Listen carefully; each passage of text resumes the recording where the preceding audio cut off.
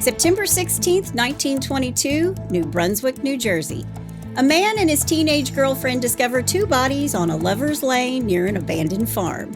Shocking to say the least, but even more scandalous were the names attached to the corpses: the minister at the local Episcopal church and a lady of the choir. Their murders went unsolved and were swept under the carpet quickly by the church and a wealthy family. That is, until a fledgling New York newspaper brought evidence forward to open the case again and sell papers.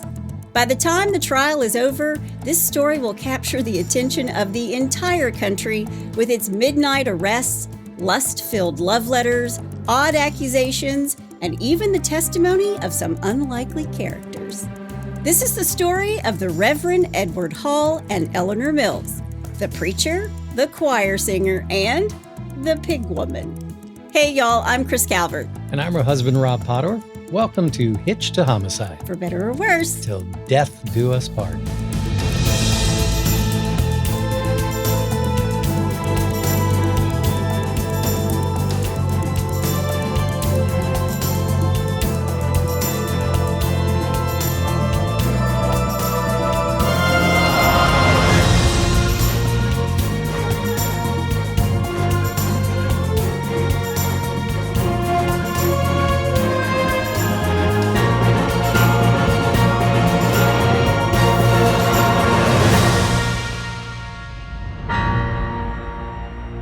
Welcome back, everybody. Yes, welcome. And for our friends in Nepal, of all places. Nepal. Yep. Slaguta. Whenever I hear Nepal, I think of Eddie Murphy. Viva Nepal! I know. Viva Nepal! I want the knife. I want the knife. And what was the name of that knife?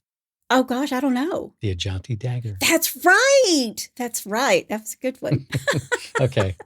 Wherever you're listening today, be sure to subscribe, like, rate, review. Yes. You can join the In-Laws and Outlaws. That's our closed Facebook group. Yep. And you can subscribe to our YouTube channel if you're a watcher and not just a listener. We're nearing 160. We're climbing. We are. We're not to that 2 million. Not to that 2 million listeners yet. So no. We're close, though. Yeah, right. We do love you guys watching, though. Yeah.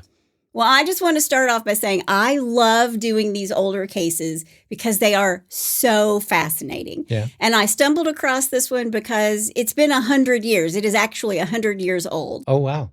Its 101st anniversary is this fall. Okay. And at the end of the story of the podcast, I'm going to give you some even more interesting facts. And one of them, at least as a writer of fiction, was very interesting to me. All right.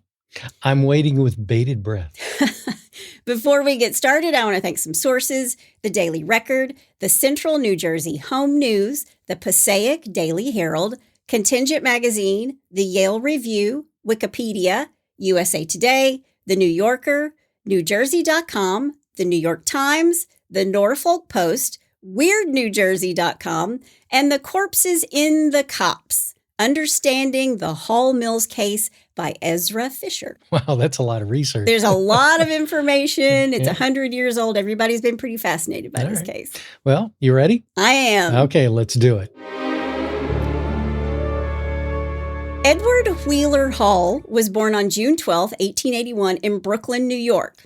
His parents were Edward and Fanny. He grew up in Brooklyn. He had an older sister, Theodora. Some of these names were great. Theodora. I just liked Fanny. Fanny? I know, that's another good one, right? Yeah. But he was the only son of a poor family.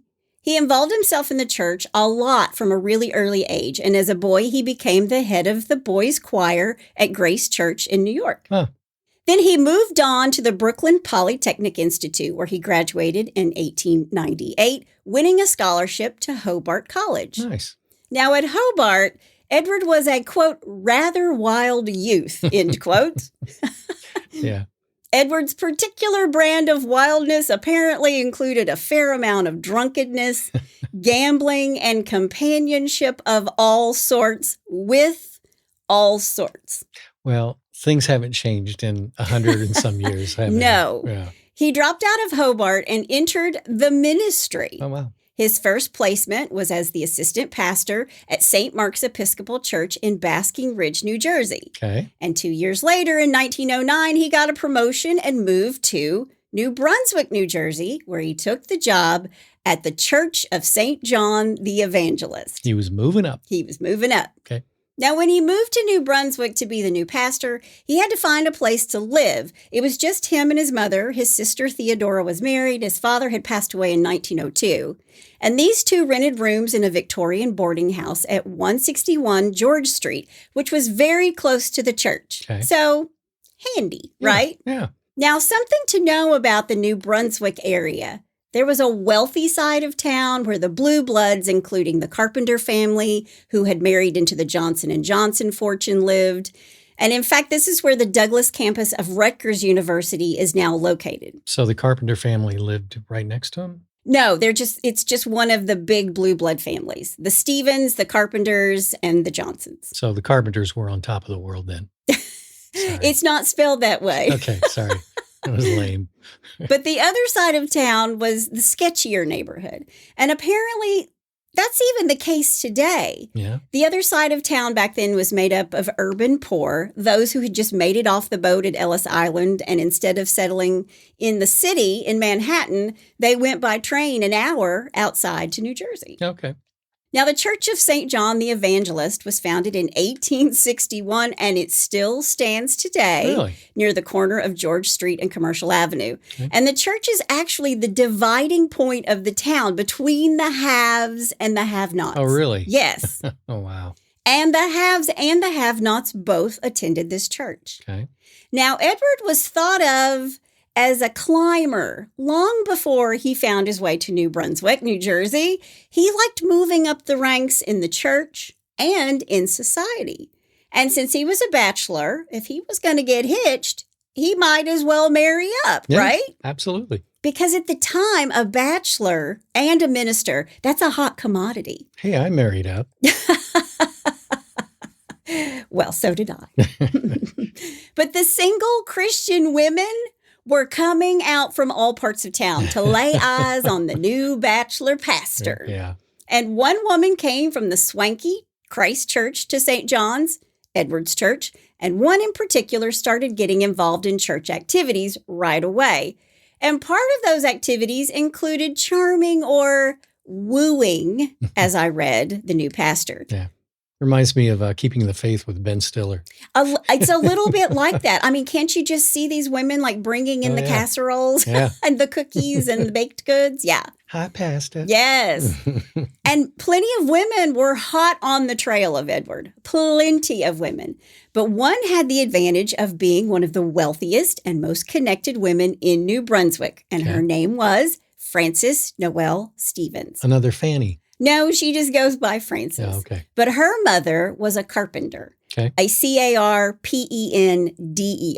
Okay. Just so you don't get them mixed up, Rob, with the singing group. Now, Frances was born on June 13th in South Carolina in 1874, but came to New Brunswick, New Jersey when she was just a baby. She had two older brothers, Willie or William and Henry, both older by 2 and 4 years. Okay. And she was single, and she lived in the family home at 23 Nickel Avenue. She took care of her sick mother and her brother, Willie, who I read in more current accounts of the story, was that Willie was probably autistic. Okay. Like he could live alone and take care of himself, but he was looked after by Frances. Gotcha. All the way back in 1909, Frances was worth about $2 million. Oh, wow. You want to take a guess how much that is today? 37,983 billion. Well, inflation's not that bad, but it's close. Okay, go ahead. Yeah, roughly $67 million. Wow. Frances was one of the haves. She was not a have-not. Yeah.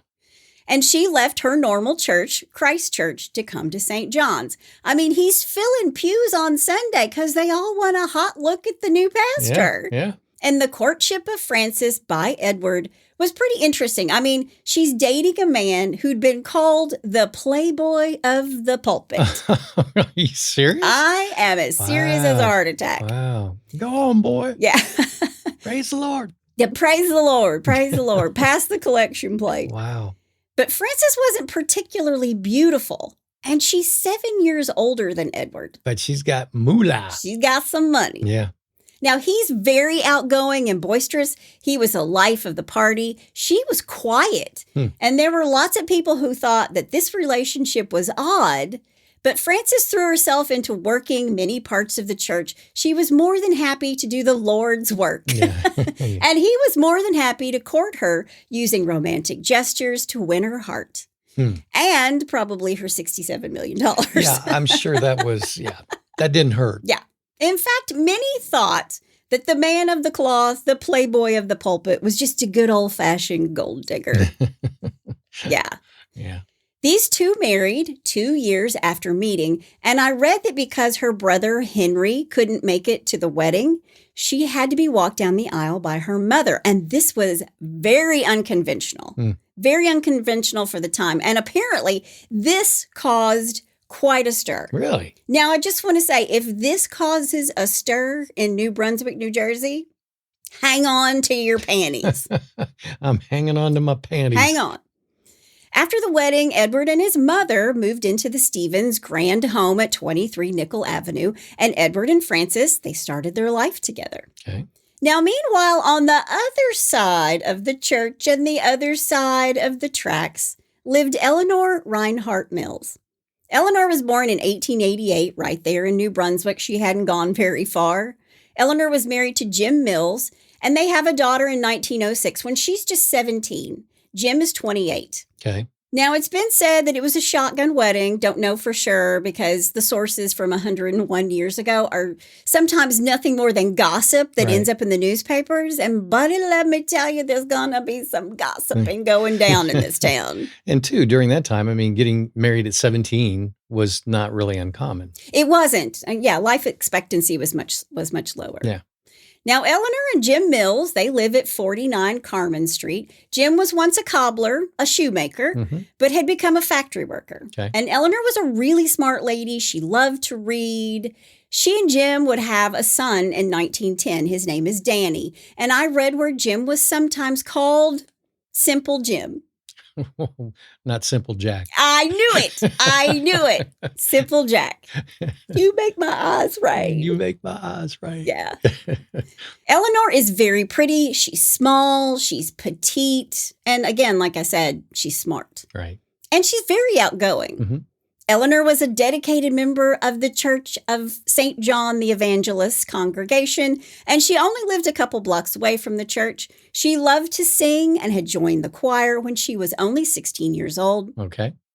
Years later, when the new pastor comes to town, Eleanor was still singing her little heart out in church each Sunday. All right. But according to many sources, Eleanor used church for something else. Uh-oh. She found male companionship there, and not the holy kind. Oh, really? Not the Father, Son, and Holy Ghost. She had a few trysts with men in the church and the choir. Wow. But none of the extramarital affairs ever seemed to work out for her. Because, see, Eleanor's fed up with Jim. She was tired of being poor. She was tired of always being short on money, trying to make ends meet. And she had 2 kids to care for. Yeah. Right? Right. And as the years passed, Eleanor became more and more involved in the church, while Frances, Edward's new wife, backed away from the church. Okay. Now, lots of folks thought that when Frances stopped working all the church activities with her husband, the pastor, that something was afoot in the home of Edward and Frances Hall. All right. Gotcha. Frances and Edward were both living with their ailing mothers and Frances's brother, Willie. But Edward and Frances hadn't had a child, no children. So I don't know if that's because there wasn't a whole lot going on between the sheets, right, or if they couldn't conceive. Right. But by the time Frances is 40 years old and Edward is 33, the chances of them having a family had dwindled a little bit. Yeah, I mean, especially during that period of time, because, you know, having a baby at 40, listen, my mom had me when she was 36. And at that time, that was sort of people kind of raised their eyebrows a little bit at 36. Yeah. And that was the late 50s, early 60s. Yeah. So, yeah. Yeah.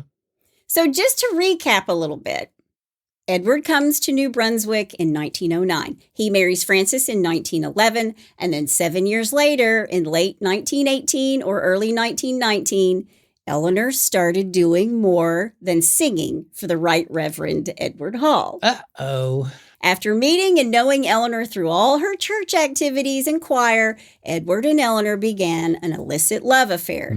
Now, they're both unhappy in their marriages, and they're finding what they needed, apparently, in each other. Yeah. More than the collection plate.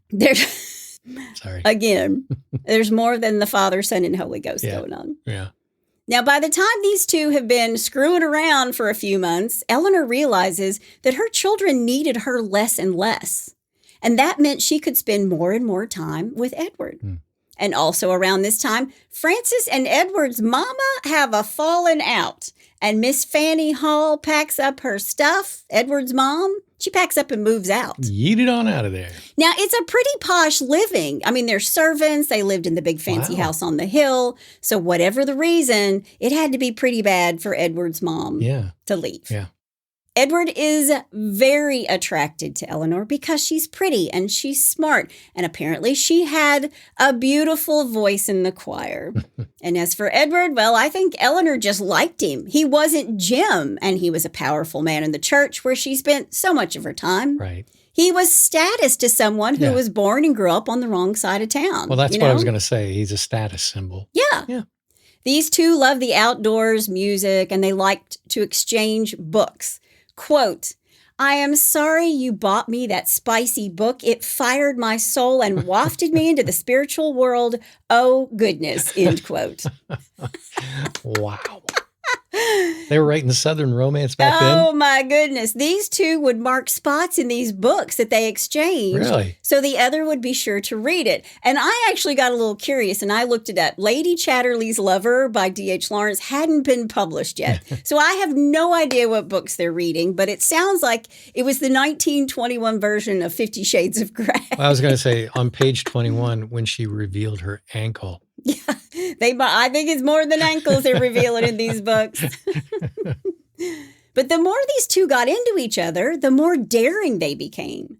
And in 1920, Edward hires Jim, Eleanor's husband, as the sexton for the church, which is kind of like the custodian. He was supposed to keep the church buildings prepared for meetings and ring the church bells and dig the graves. Yeah.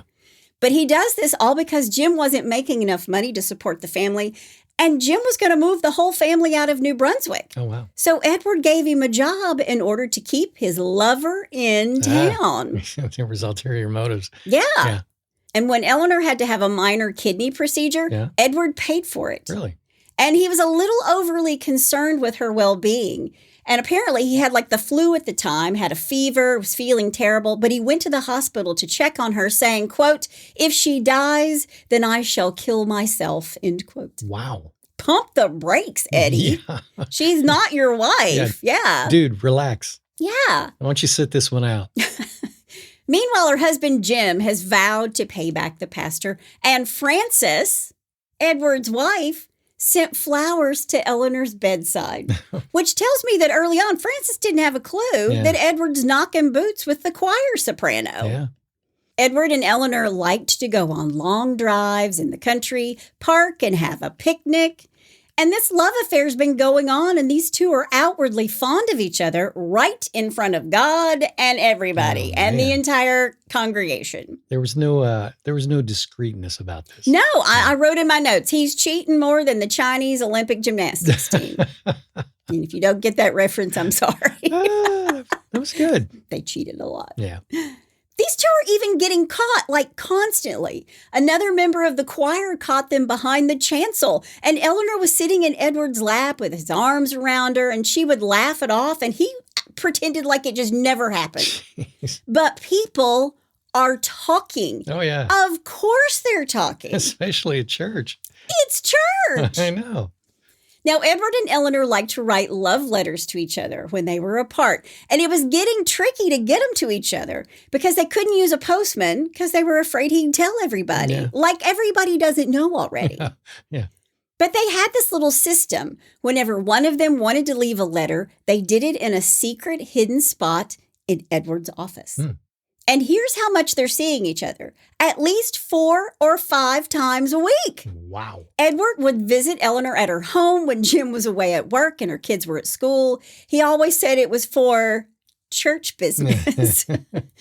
Then on Friday nights, the church choir rehearsed, and Edward attended all the choir rehearsals. And then after, these two would steal away into Edward's study behind the altar. Wow. And one night they even went to New York City to see a Broadway show on 42nd Street. Good grief. They were arm in arm, hand in hand, and they thought they saw someone from the church. And then the church ladies are all abuzz. But these two didn't hear any of it. It was all going on behind their backs. Of course, yeah. So it's 1922, apparently. I would think that, the gossip ring was huge back then. Oh, yeah. Yeah. There wasn't a National Enquirer or the internet or anything. All they had was gossip. And church ladies. And church ladies. Yeah. With casseroles. Yeah. Yeah. Now, a few weeks later, these two sneak away to Atlantic City, spending several days on the beach and in the ocean. And when they return, the church ladies are talking about it again. Yeah. What's that thing from, what is it, the music band? Big and little, talk a little. Yes. Cheep, Talk a lot. Yeah, exactly. But these two act like they have no idea that everybody is on to them. Now, at the end of July, Edward had to go on vacation with his wife, Frances, for 3 weeks in Maine. That had to be horrible. Yeah. But before he goes, he tells Eleanor that he's going to keep a love diary and he wants her to keep one too. And when he returns in 3 weeks, they can exchange them. No, man. Yeah. Yeah. And they also plan to exchange letters. So here's one of them. Quote, "Dearest, will these days ever pass? Each one seems weeks long. Oh, how I long to be with you again. Dearest, we were made for each other's arms. That is our heaven," end quote. Wow. Yeah. That's next level. Yeah. Now, while they're apart, they kind of decide that they're ready to leave everything and be together. And in one proposed option, Eleanor would live in an Episcopalian home until the time came to run away together, leaving New Brunswick. Okay. And I even read in one source that they had collected or saved, maybe out of the collection plate, like $40,000. Wow. And they talked about going to Germany or Japan. But when it came to the subject of divorce, Eleanor wanted to divorce Jim. But Edward did not want to divorce Frances. Of course not. Yeah. Yeah. And there was a nice cash cow. Exactly.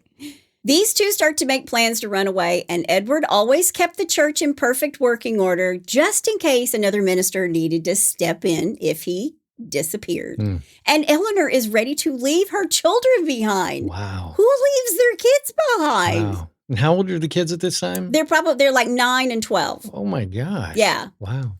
But when Edward and Eleanor really wanted privacy and too many people were around, they went to the old Phillips farm. The farm was on an abandoned lot on the other side of town, away from where the Halls or the Mills happened to live. Okay. The area was known as a lover's lane, and to get there, Edward and Eleanor had to either drive, which Edward needed to give his wife Frances a good reason to take the car, or take a streetcar. But even then, they'd have to walk through a park and make a couple of left turns to get there. It was a lot. Yeah. But when they arrived there were lots of fields with trees and privacy. A lot of camouflage. Yeah. Now, by this time, Eleanor has stopped sleeping with her husband, Jim, and has moved into her daughter Charlotte's room. Also, by this time, she doesn't really hide the fact that she's got a man on the side, that she's got a side piece. Jim tells his wife that she, quote, does more for the church and Reverend Hall than you do for me, end quote. And buddy, did you say a mouthful. Yeah, poor Jim. In early September of 1922, the church had a group of people from St. John's Church to an Episcopal home for the elderly. And this was the kind of trip that Frances would normally take with her husband, the pastor. But when Eleanor backs out and says she's not going, Edward backs out too and says, I'm not going, I'm too tired. Then Eleanor's sister-in-law convinces her to go at the last minute. And so, of course, Edward tells Frances he's also changed his mind. I think I rested up. I'm ready to go. I mean, they're not even, I think they think they're smart, and they're just not. Yeah. The next morning, September 13th, 1922, Eleanor is waiting to be picked up at 9 a.m. By 10:30, she calls the Hall's phone number at home. Frances answers very unemotionally and promises to come pick her up soon. And the reason they were late was because of a flat tire. Okay. Then Edward ripped his pants climbing over a barbed wire fence, and when Eleanor saw this, she grabbed a needle and thread and started mending his pants on the spot.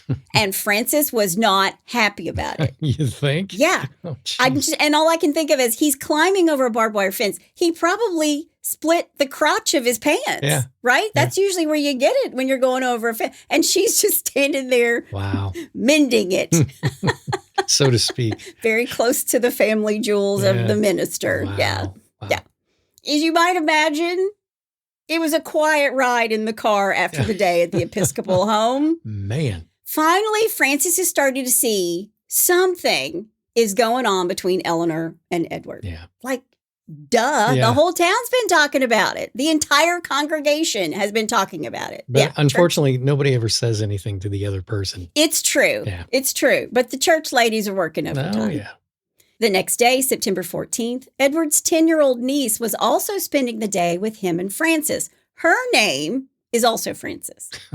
Now, after some meetings, Edward decided to take his niece to St. Peter's Hospital because he was delivering flowers to patients. And as soon as he leaves the house, Eleanor calls. And Frances answers. Oh, wait, I'm confused. Which Frances? Well, little Frances is at the hospital delivering flowers. This is sort of like, this is my brother Daryl and my other brother Daryl. Well, big Frances is the one who's angry. Okay. All right. And she answers the call when Eleanor calls. So her husband's lover calls. Okay. Eleanor leaves this innocuous message. Then later that night, Edward is late for dinner and Frances isn't happy about it. She's really started to understand what's going on between her husband of course. And the woman in the choir. Yeah, the spidey senses are starting to kick in. For sure.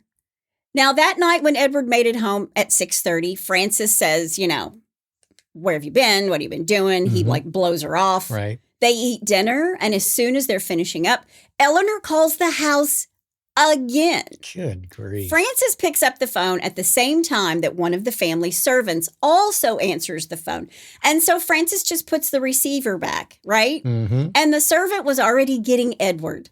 And Frances overhears him saying, quote, yes, yes, yes. That is too bad. I was going down to the church a little later.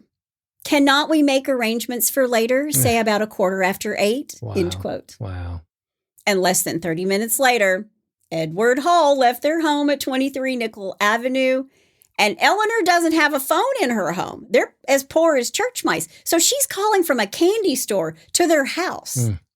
And earlier in the evening, apparently Eleanor confided to her daughter that she's read this article in the newspaper by a New York Episcopalian minister, and the article was all about divorce. And after Eleanor has served her husband and her kids dinner, she walks over to the church and places this article on Edward's desk. A not so subtle hint, I would say. Yeah. It's okay if you want to divorce your wife. That's what she's saying. Yeah. When Eleanor leaves after calling the Halls home, she goes home and finds that her children have gone to their aunt's house. So she grabs her coat, her hat, and her scarf, and she walks out of the house. And as she's leaving, her husband, Jim, asks her where she's going, and she says, quote, follow me and find out, end quote. Wow. Yeah. Gee whiz. Eleanor's got some balls on her. Yeah.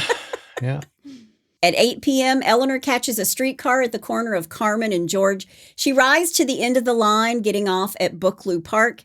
She's the last passenger on the car, and she nods to the driver as she gets off. She starts walking to the old Phillips farm where she's supposed to meet Edward. Okay. The Lover's Lane. Yeah. Now, on her walk, she's seen by a mother with her children. Okay. 15 minutes later, the Reverend Edward Hall passes the exact same mom and her kids. He pulls out his watch. He checks the time. It's past 8:30. He walks past the mom and her children, picking up the pace because he's late. Sure. To make love to Eleanor.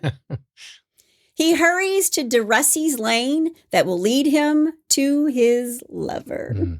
Meanwhile, back at the Hall mansion, Frances put their niece to bed around 9 p.m. and then played solitaire for 2 solid hours. Wow. 2 hours of cards? Wow.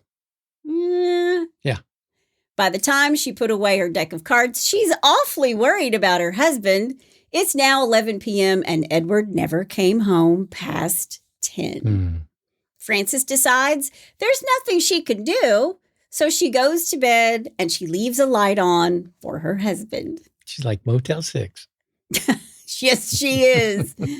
Now, at Eleanor's home, her kids come back from the visit with their aunt around 10:30 p.m. and their father, Jim, puts them to bed. And then he walked to the church to look for his wife. Yeah. And after stopping at the corner store for a glass of soda water, he walks to the church, arriving at 11:05. But there was no one at the church. So as the sexton, he locked up the place and walked home, making it back around 11:20, where he went straight to bed, leaving a light on for Eleanor. Another Motel 6. Yes. But then Jim wakes up about 2 a.m. He looks into his daughter Charlotte's room where Eleanor's supposed to be sleeping. And he rouses his daughter and says, where's your mom? And she just kind of mumbles back at him. At this point, Jim is worried, so he gets dressed. He walks back to the church in the middle of the night to look for his wife. But Eleanor wasn't there. No one was. Okay. So he locks it up again and goes back home. 10 minutes later, at 2:10 a.m., Frances, Edward's wife, shows up at the church looking for her husband.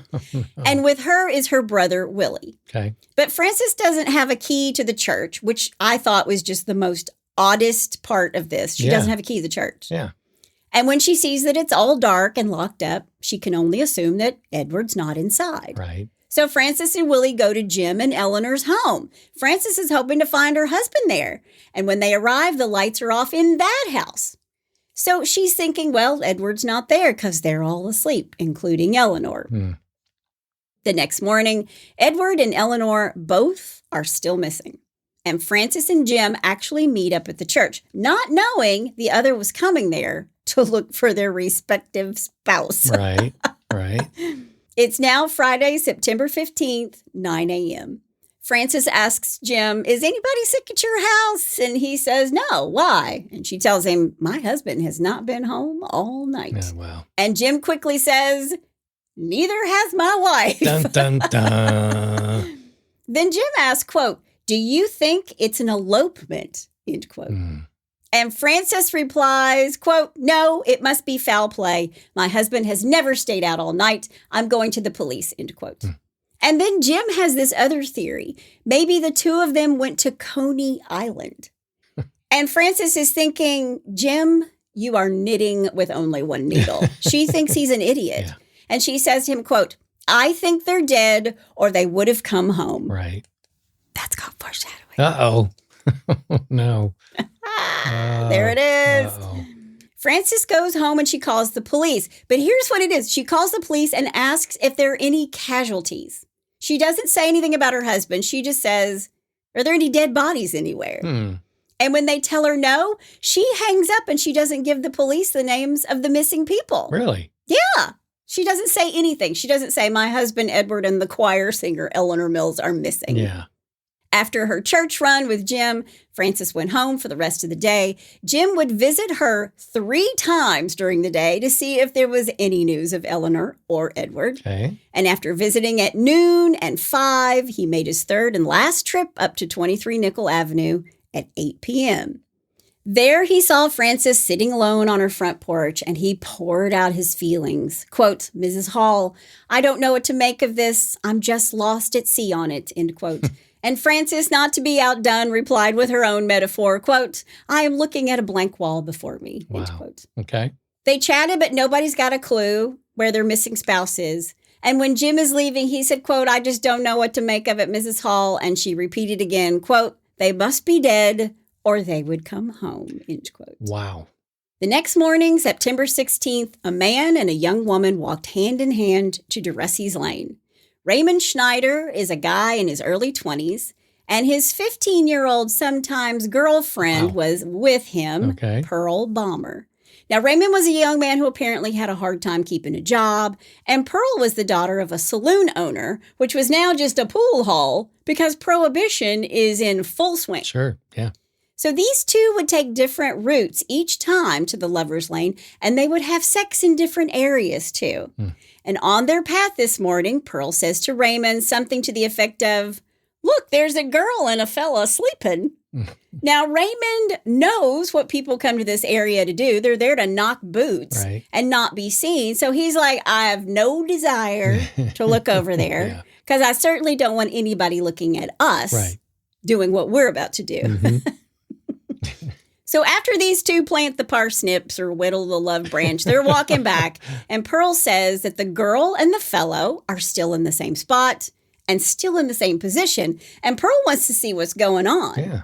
So she walks to them, she gets closer, and she turns around and shouts back at Raymond, quote, "Just a minute. The people ain't breathing," end quote. Wow. Oh, man. Yeah. When Raymond sees the dead bodies, he says, quote, "Let's get out of here." Yeah. End quote. You think? These two stop at the first building they come to. It's the home of Edward Stryker. They're reporting what they saw, and they call the New Brunswick Police Department. Now get this. Edward Garrigan is the officer who's coming out to take a look at these dead bodies, and he hitches a ride from Mr. George Cathers, who just happened to be passing by, and on their way they pick up another police officer. Like they don't have their own car?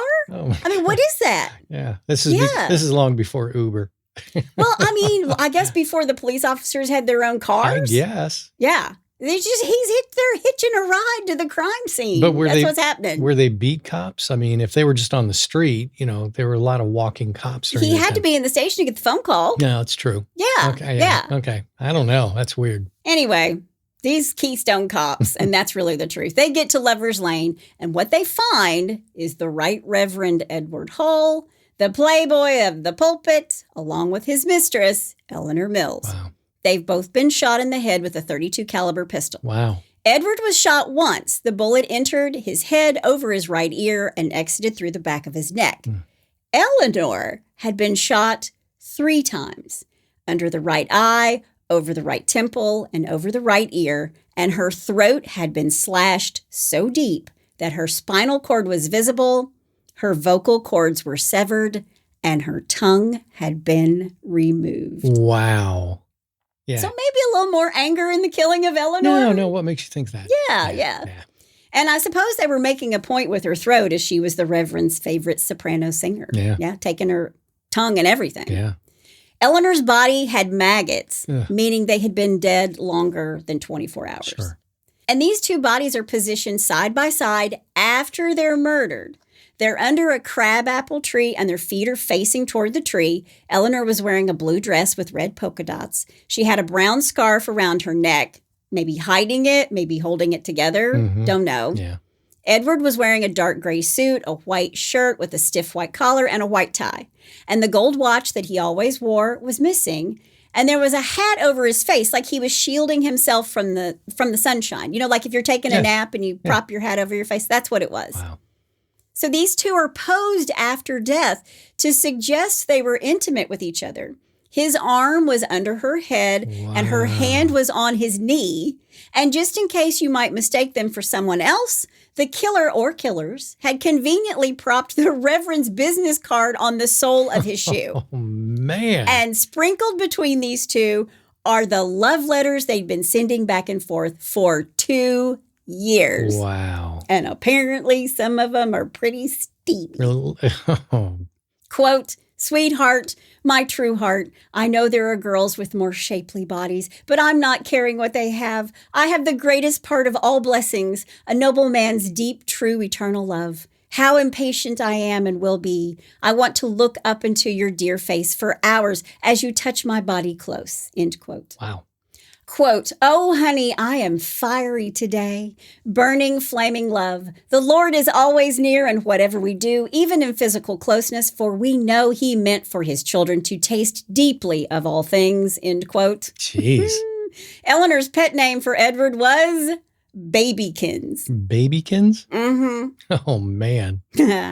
His letters to her were, quote, "Darling Wonder Heart, I just want to crush you for 2 hours." Ooh. 2 hours, dude, Wow. too. Wow. "I want to see you Friday night alone by our road where we can let out unrestrained that universe of joy and happiness we call ours," end quote. Gee whiz. He signed all his letters DTL, which I just thought of DTF, but it stands for Deiner Trau Liebhaber, Gotcha. which is German for your true lover. Wow.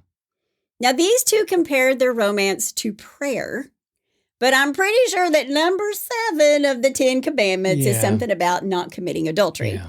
So I don't know if the Reverend missed that day at seminary school because he's off playing hide the bishop, or in this case, hide the pastor with the lady from the church choir. Yeah. But these two Keystone cops who hitched a ride to the crime scene are going to cock this right on up from the get-go. Okay. Within minutes, someone from the Daily Home News, a New Brunswick newspaper, is there, and the police let him and other people just walk around in the middle of the crime scene. What? And when other members of the press arrive, they're taking evidence from the scene. Everybody wanted one of the steamy love letters for their paper. Oh, my God. Yeah. Wow. It's a circus. The whole place is contaminated, and the police even allow members of the press to touch the calling card with Edward's name on it propped up against the sole of his shoe. Well, forget those fingerprints. I mean, it's crazy. Wow. Then these bodies are autopsied. And when that happens, Frances wants confirmation it's her husband that's dead, and she has another doctor autopsy both bodies. He's checking to see if Eleanor was pregnant. Oh. Mm-hmm. And the undertaker is telling both families, look we need to get them in the ground because they were dead and out in the elements for days. Yeah. And it's time. It's getting bad. They're a little gamey now. Yeah. Now, the town of New Brunswick was chock-a-block full of reporters, quote, all of the editors with noses for news, smelling the potentialities of this case from hundreds and thousands of miles distant, reporting their representatives into town. It was like a rush to the gold fields, end quote. Yeah, big time. Jeez. It's kind of like the scene from Airplane. Yeah. When the reporters, they all run into the phone booths. Yeah. No, wait. That scene is coming. Just wait. Just wait. Okay, here we go. Frances Edward's widow stays in the house. She only showed her face when it was time for Edward's funeral. And you can't really blame her for that. That's kind of natural. She leaned heavily into her brother Henry, who traveled from his summer home in Lavallette, New Jersey. Frances wore a black veil over her face. Someone saw a scratch on her face under the veil at the funeral, and the newspapers went wild with this information. Now, Jim, Eleanor's husband, didn't have wealth protecting him, and he had to go to work every day to support his family, and he is constantly hounded by reporters. But the police, the Keystone Cops, this investigation was a big one. And the New Brunswick and the Somerset police forces were both on the case because the bodies were found technically in Somerset County. Okay. And the problem was neither of these authorities, neither one knew who was running the show. They were killed in Somerset, but they were from New Brunswick. And Frances's family is very prominent in New Brunswick. But the law is that it's where they're killed, not where they lived. Yeah. Okay. Something the two police forces could agree upon was that these two were killed in the fields near the crabapple tree where they were found, but they weren't murdered at the tree. They were placed there. Okay. Only 4 days later, two men claimed that they had found evidence in the form of a handkerchief that would prove definitively that the murder took place 5 miles away in the fields owned by the Carpenter family, relatives of Frances Stevens Hall. Okay. Make of that what you will. The plot thickens. Yeah. They re-examined witnesses that they had already spoken to. They questioned Jim Mills and Frances Hall and her brother Willie. They were gentle with Frances, but they badgered Willie, hoping that his autism would allow him to not hold up under this harsh questioning. Because they're thinking, if he's lying, we can get him to break. Right. And instead of a confession, they got a surprisingly well put together story, which never varied. No matter how much they pressured Willie, he said the same thing over and over again. They did the same thing when interrogating Jim Mills, Eleanor's husband. They picked him up for interviews at all times of the day and let him go only when they were ready. And fortunately for Jim, his simple alibi stood up to their constant questioning. Sure. The New York Times, which had always been nice to Frances and her family, after all, they were wealthy, connected to the Johnson & Johnson Company. Right. They reported on October 14th, 1922, that, quote, the atmosphere of New Brunswick is charged with every sort of rumor that political pressure, money, and social prestige have been made use of by Mrs. Hall and her family to hinder and delay the administration of justice in this case. The walls are closing in. Yeah. In truth, the disorganization and delay is due to the bungling stupidity of these officials of the two counties. Wow. Yeah. The New York Daily News said, quote, powerful influences were able for 3 weeks to divert the attention of the detectives and other officials to channels which led nowhere in this murder investigation, end quote. Okay. And of course, because everybody knew these two had been together for a while, Right. Yeah. there was really only two people who had motive. Yep. Frances and Jim. Right. But only one of them had the means. Right. Frances. So are the cops picking up on this? Well, they are, but this is a powerful family. Gotcha. With deep ties. Yeah. Politics run deep. Yeah. A whole lot hasn't changed in 101 years, I was going to say, what year is this? Yeah. Well, yeah. 1922. Yeah. The police also went after Raymond Schneider, the young guy who, along with Pearl, found the bodies of Edward and Eleanor. Mm-hmm. And when he couldn't satisfy the police, after hours of questioning, he gave them the name of Clifford Hayes. Okay. And on Monday, October 9th, the police closed the case, saying that Clifford Hayes, age 19, would be charged with the murder of Edward and Eleanor in a case of mistaken identity. Oh, wow. And the prosecutor said that Clifford thought that the woman was actually Pearl Beamer, a girl that Clifford was in love with, who coincidentally had gone to Lover's Lane to have sex with Raymond Schneider. And Clifford would be charged with the murder, and Raymond would be held as a material witness. Wow. Now, before this confession, neither had any knowledge of the crime other than Raymond and Pearl stumbling into the bodies. And they'll never address the fact that Eleanor's throat was cut or that her love letters were placed between them. Right. Because somebody had to be in possession of those letters to leave them. Right. And don't forget the bodies were posed. So it can't be mistaken identity, right? If they've got love letters. Yeah, exactly. Yeah, they're just trying to make it go away. Right. Jim, Eleanor's husband, was standing his ground that his wife and the Reverend Edward Hall were not having an affair. And even though Frances didn't do any interviews or speak with anybody, her friend, Miss Sally Peters, came out of the church saying, quote, "Isn't it just wonderful," end quote, of the crime being solved. Okay. Not so fast. Yeah, I was going to say, this can't be the end of the story. Yeah. This whole theory collapsed 3 days after it began when Raymond Schneider admitted to perjury and withdrew his accusation and his signed statement. Wow. Now, up to this point, Frances and her family have kept a very low profile. And because they have money, the police has been leaving them alone. Mm-hmm. In 1922, Frances asked rhetorically, quote, "Do you think any member of my family has had a hand in this? We are of the fine people. This was a low, brutal crime, and none of us would have had a hand in any of it," end quote. Wow. So not only was Frances one of the most likely suspects, wife of the deceased, with no real alibi, but she's not acting like a grieving widow. Yeah. Well, she's not very sad. Yeah. Nobody ever saw her be sad. Now, I see, she wore a veil at the funeral. Yeah, but was it to cover up the scratch? Was it to cover up the scratch? Yeah. Was it just to cover her face? Yeah.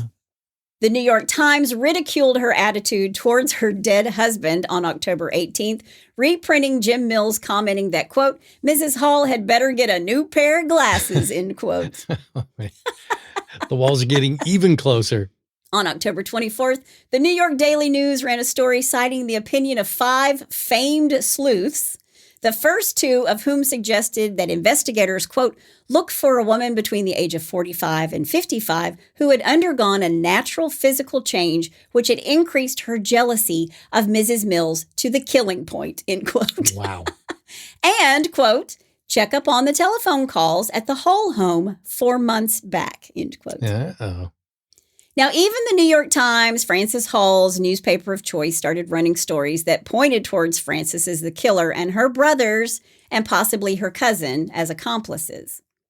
One unsubstantiated story printed on November 2nd told of a chance encounter between some officials photographing the crime scene who were interrupted by a well-dressed woman who claimed to be the mayor's wife. She told the men that it was too late for pictures, that, quote, "the Stevenses said they could get away with anything in this town except murder. It looks as if they got away with it this time," end quote. Wow. Okay. Yeah.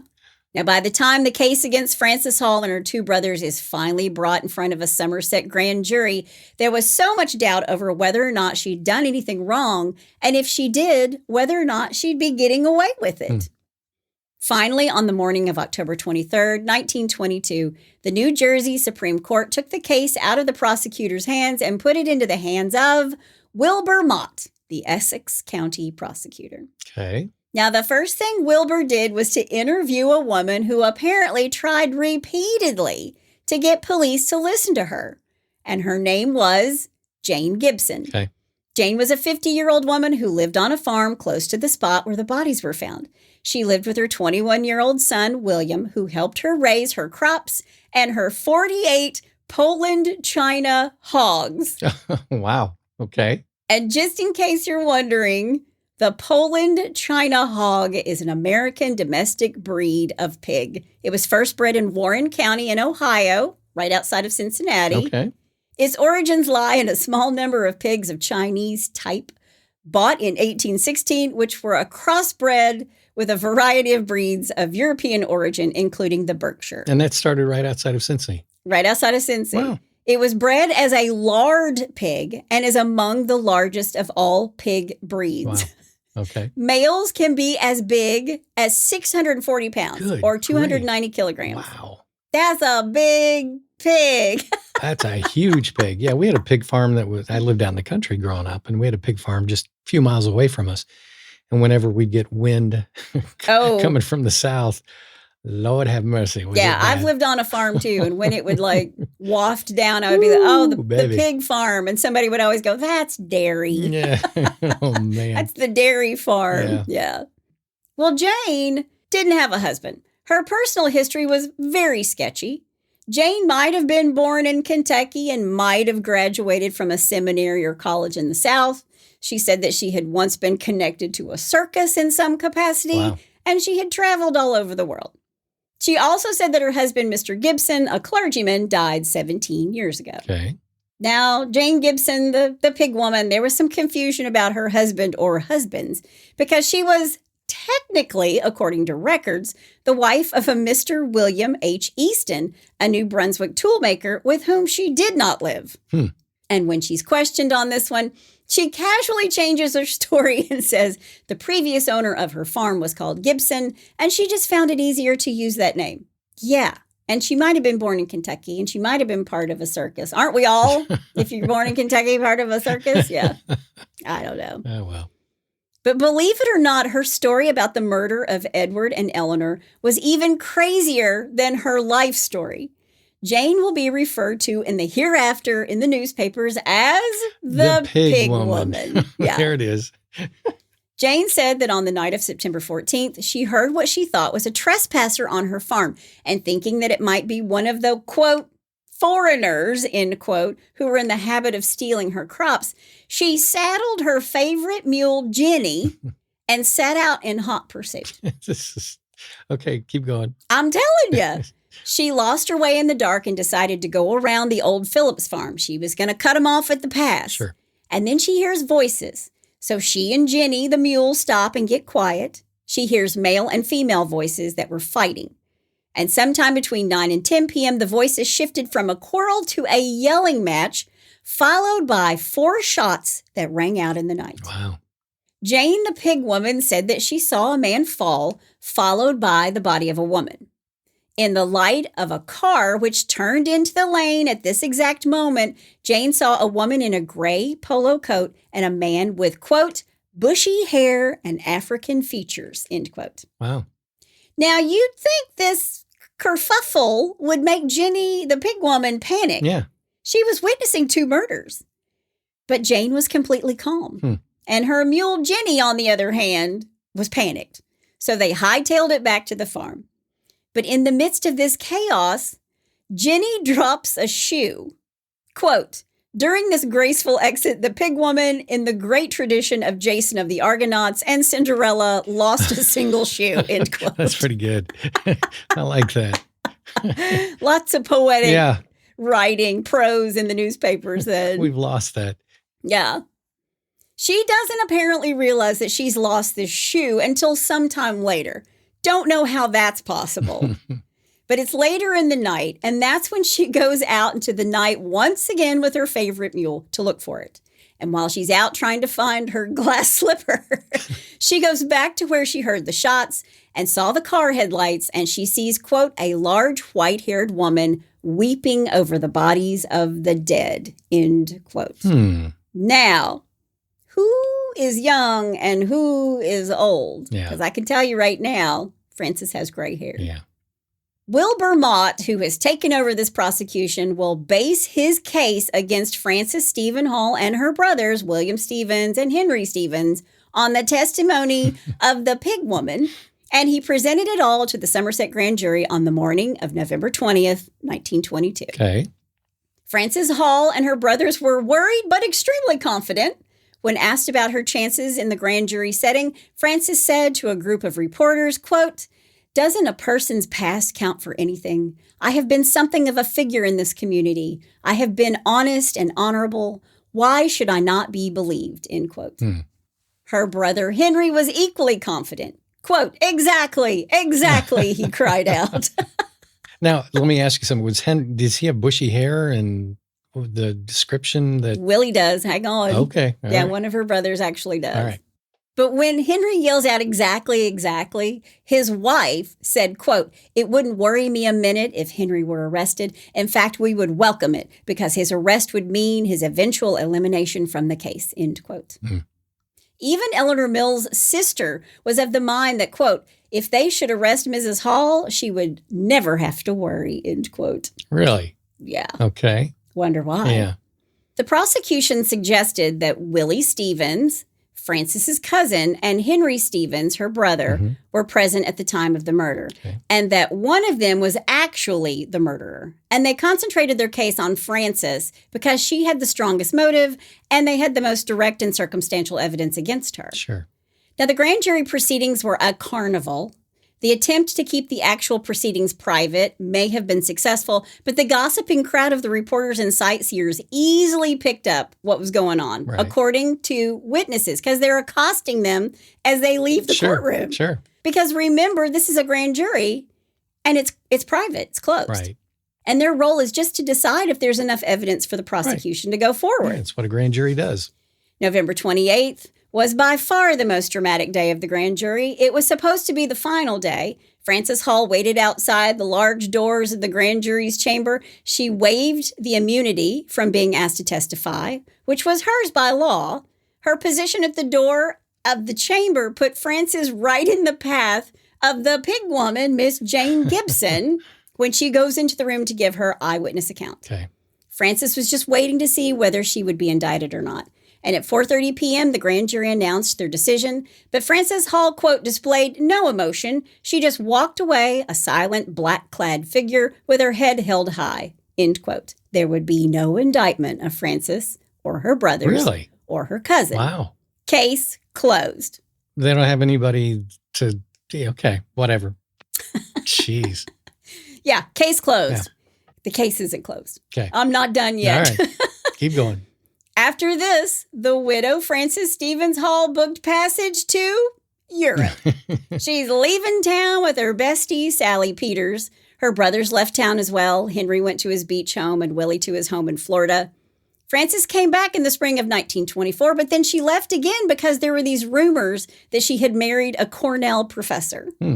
She came back again in 1925, and this time she stayed. Okay. Now, that might have been the end of this story.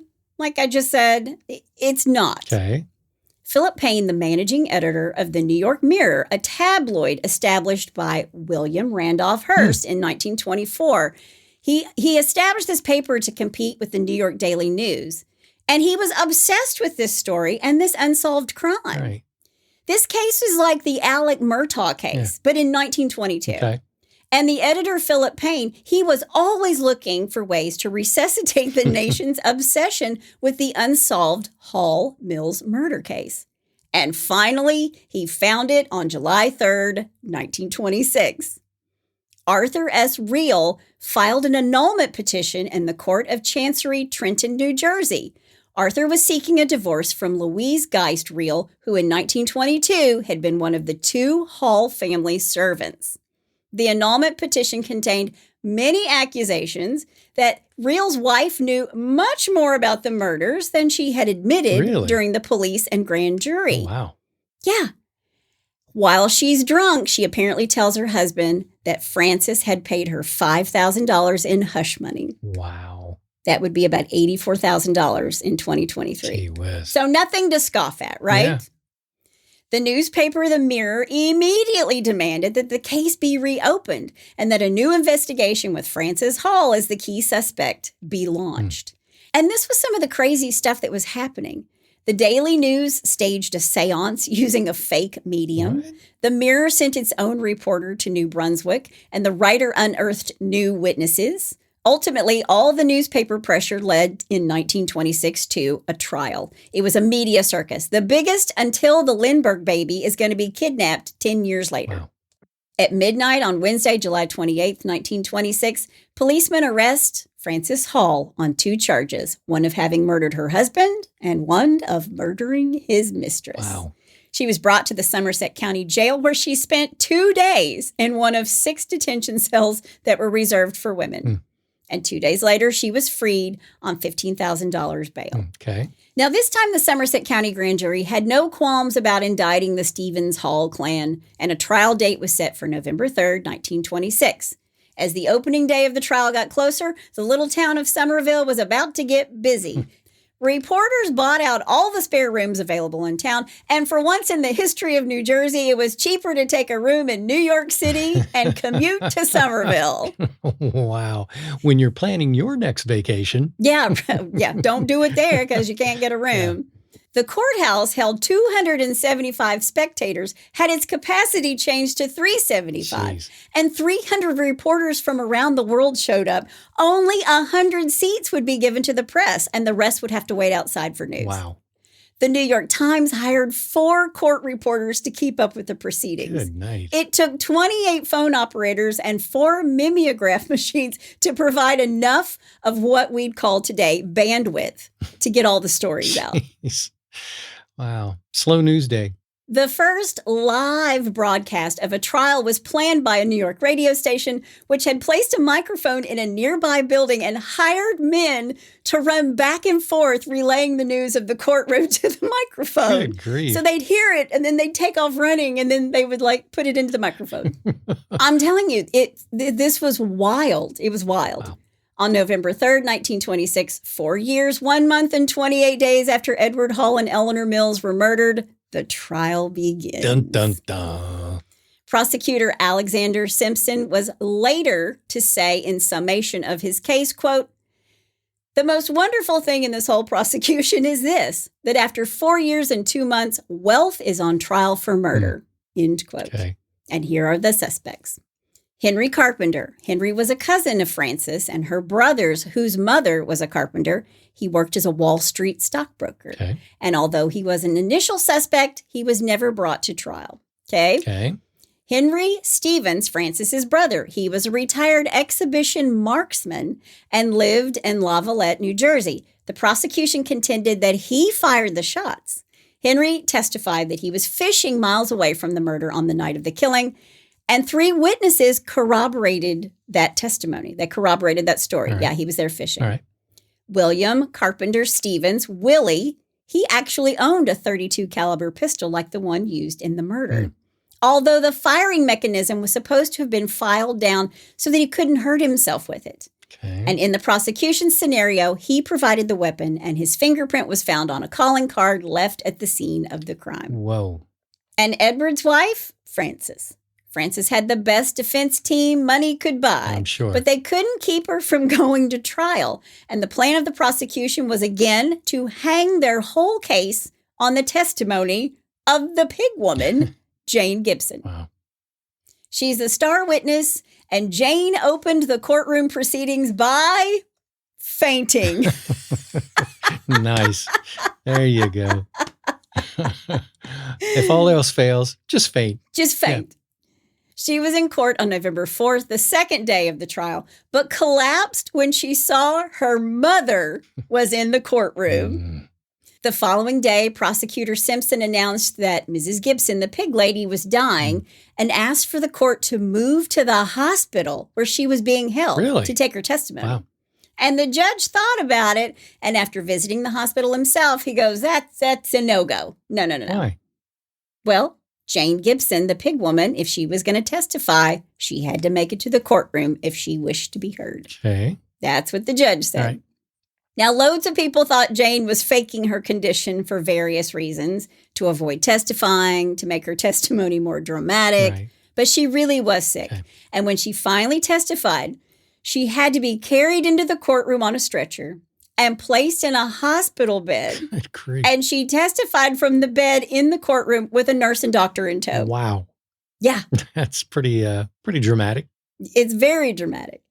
The defense put Jane's mother in the front row with instructions to, quote, sit there and don't let anybody move you. Watch her as she testifies. That's all, end quote. Okay. And the 76-year-old woman would sit in the first row directly in front of the iron hospital bed her daughter's laying in, and she muttered the words over and over again, quote, she's a liar. She's a liar. Wow. Jeez. Now, maybe they thought seeing her mom would again cause Jane to faint or not be able to testify, but Jane made the best of a bad situation and, quote, performed like the old circus hand she was, end quote. Oh, man. You can't make this stuff up. You can't make it up. You can't make it up. At the end of her cross-examination by the defense, the pig woman, Jane, was transferred from the hospital bed she'd been lying on to a stretcher. She, quote, rose on one elbow and pointed a trembling finger at the three defendants, Frances, her brother Willie, and her brother Henry, and gasped, quote, I have told the truth, so help me God, and you know I've told the truth, end quote. Wow. That's pretty dramatic. Now, the pig woman's neighbors took the stand to swear under oath that she was the biggest liar they'd ever met. Oh, man. And 4 years after the murder, the pig woman's recollection of the crime had somehow become much more detailed than they had been at the time of the original investigation. And conveniently, her testimony began to sound more and more like the scenario the crime was put forth by the tabloid newspapers and the prosecution. Gotcha. Now, then the servant who was paid off, she testified that her ex-husband was up in the night, that she was never paid off. But the prosecution used all sorts of odd tactics, and one of the most interesting surrounded Willie Stevens, his mental capacity and his race. This is exactly what you were talking about. Okay.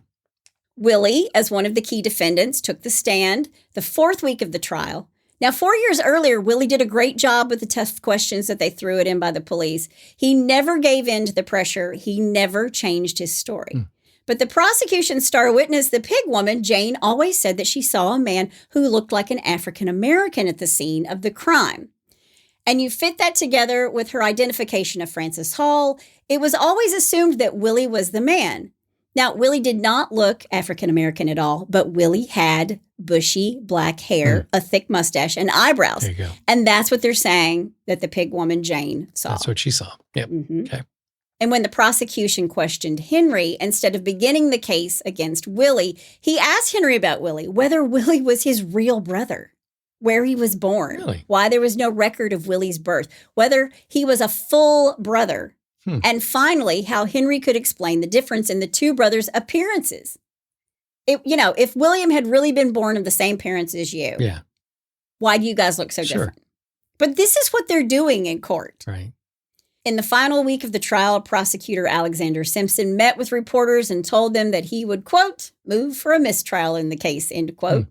He said he had proof that members of the jury had been guilty of improprieties. Really? He accused the jury members of sleeping during evidence, receiving telephone calls and visitors without official witnesses, and openly boasting of their bias against the prosecution. Wow. The next day, he presents his case to the judge, who, after thinking it over during his lunch hour, said, nah, you're not getting a mistrial. Drop mic. Yeah. For 24 days, the jurors in the case heard from the pig lady, the brothers, the cousin, as well as Frances herself. Frances and her two brothers had the means and the motive, but the jury didn't believe the pig woman. And after just 5 hours of deliberation, all three are found innocent of the murder of Edward Hall and Eleanor Mills. Wow. And this 101-year-old case is still listed as unsolved. Really? Yes. Oh, wow. Now, most believe that the older, less attractive wife, Frances, murdered her husband and his lover. Right. But again, it was a case of the haves and the have-nots. The haves thought the pastor was planting the parsnips with the lowlife, and he got exactly what he deserved.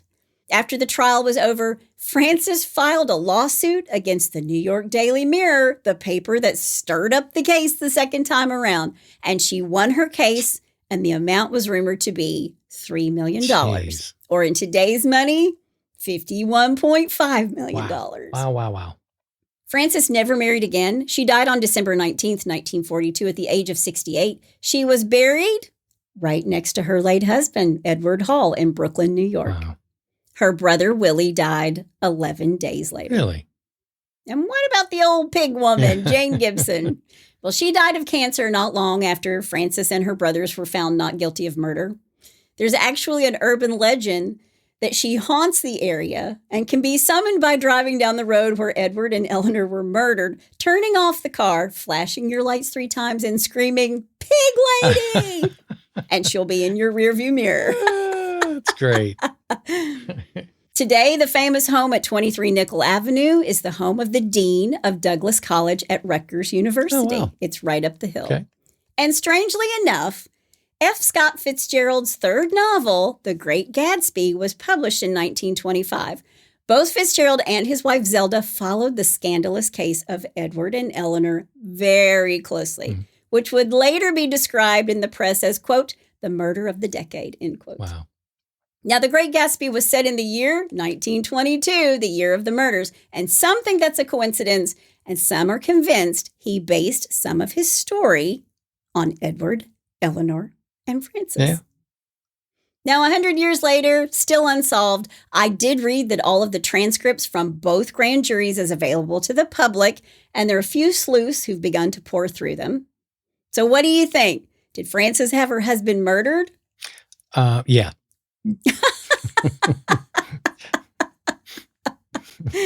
Well, if she did, she never served time for it. Was.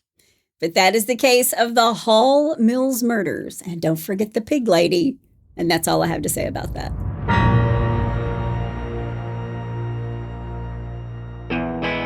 Hey, Hitched to Homicide listeners. Have you read any good books lately? Or have you listened to any good books? All of the Sex and Lies series books, as well as the Jane Doe series, are available on Audible and iTunes. Hotter than hell in half of Alabama, the Sex and Lies series begins with Sex, Lies, and Sweet Tea. There are 9 books to listen to in that series alone. Left as a newborn to die in a dumpster, she has no name. Tossed from foster home to foster home, she has no family. With no known past, she's deemed a perfect fit for a task force Washington denies exists. A selective assassin for the United States government, Jane Doe tracks down known terrorists on domestic soil. The Jane Doe books have been called a bit military, a bit assassin, and a bit genius. Start the new year by listening to a good book by me, Chris Calvert, on Audible or iTunes. Or if you like to read, go to chriscalvert.com and download some free books. And thanks for being a listener of Hitched to Homicide. The pig lady. The pig lady. Jeez. Drive down the lane, flash your lights. Wow. Pig lady! That's crazy. That's crazy.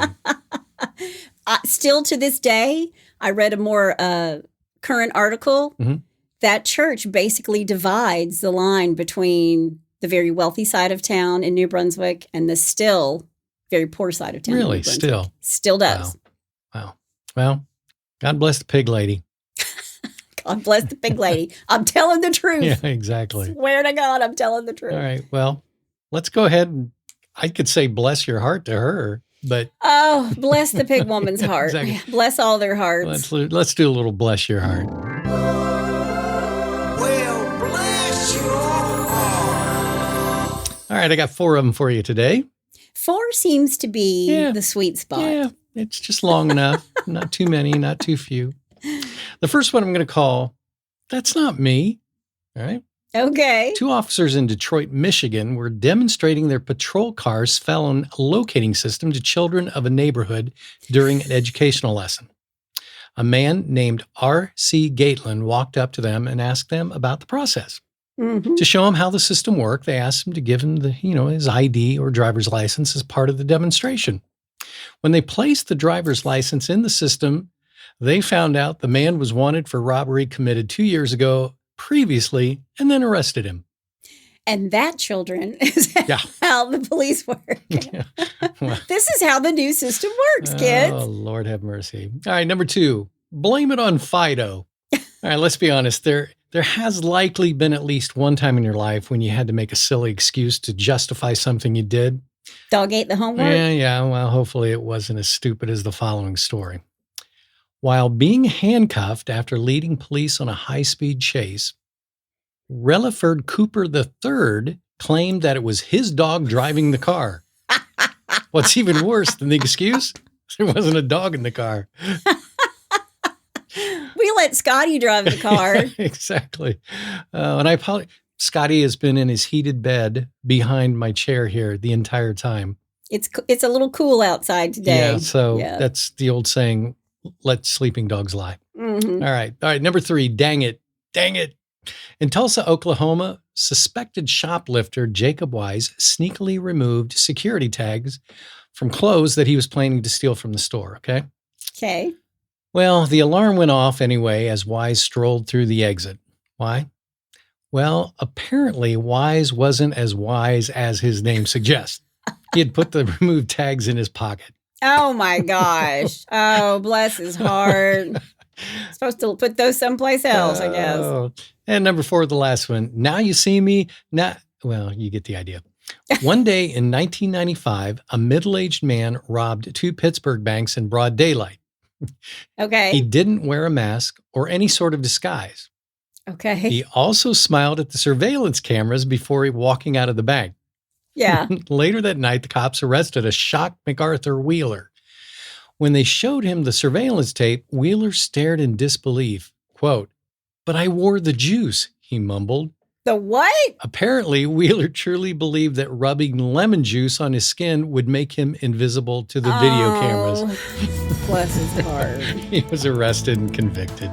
That's like the guys who put Sharpie all over their Oh my gosh. faces. Lemon juice. Yeah, so just remember, lemon juice will not make you invisible. Good on a for your video. tea, good for your water. Yeah, not good for robbing banks. Not good for robbing banks. So that's it for this week. Aw. Well, if you have a bless your heart or you know somebody's heart who needs blessing, go to hitchedtohomicide.com. There's a menu there. Just fill out the form, send it in. You can also suggest a case. That's my amazing husband out there. That's my beautiful bride in the booth. Join us next time on Hitched to Homicide. Bye, y'all.